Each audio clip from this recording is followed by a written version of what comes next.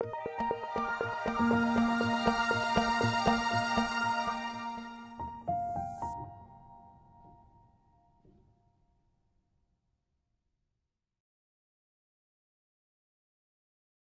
संजय खाननी मला 2 भूमिका ऐकवल्या.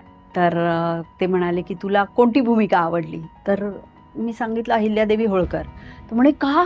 पांढरी साडी आहे, ग्लॅमर नाही आहे, काही दागिने नाही, काय नाही, ही कशाला भूमिका तुला आवडते? रवी आणि उदय टिकेकर हे दोघंही माझ्यापेक्षा 15-16 वर्षांनी मोठे होते आणि ते मला खूप बुली करायचे. पण मी अजिबात जुमानायची नाही त्यांना आणि सेटवर जाऊन बसायची आणि प्रत्येकाचा प्रत्येक शॉट बघायची. अवंतिका ही व्यक्तिरेखा माझ्यासाठी फार महत्त्वाची. मी जशी आहे तशी अजिबात नसलेली एक व्यक्तिरेखा म्हणजे अवंतिका. भूमिकांचा स्वभावावर परिणाम होतो का स्वभावाचा भूमिकांवर होतो, हे एक न उलगडलेलं कोड आहे, निदान मला तरी. एक दिग्दर्शक म्हणून मी आता विचार करते तेव्हा मी जर कास्टिंग केलं असतं जिजाऊबाई साहेबांचं तर कदाचित मी मला नसतं कास्ट केलं.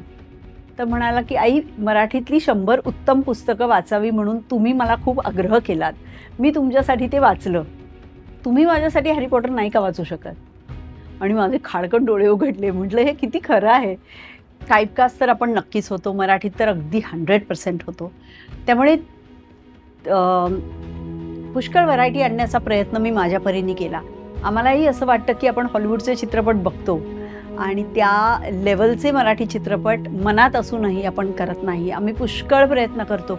आता कुठेतरी असं वाटतं की आपल्याला जे मनापासून करावं असं वाटतं ते आपण करावं. बाकीच्यांनी काय केलंय ते शुभेच्छा.